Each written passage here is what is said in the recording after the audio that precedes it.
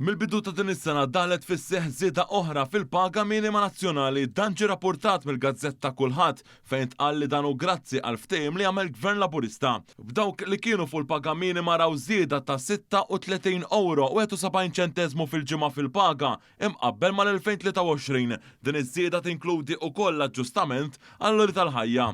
Mill-bidu din is-sena il-ħaddiema bil-paga minima bdew jitħallsu 229 euro u 44 ċenteżmu fil-ġimgħa.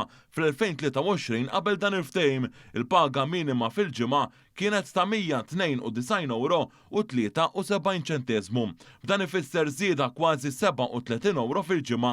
Din iż-żieda iparti mit-tieni ftehim tax-xorta tiegħu li ġie ffirmat taħt Gvern Laburista wara l-ewwel wieħed li sar fl-2017. Dawn il-ftehimiet mal-imsieħba soċjali ġew wara snin twal illi matulhom Gvern Nazzjonalista ħalla il-paga minima nazzjonali fil-friża.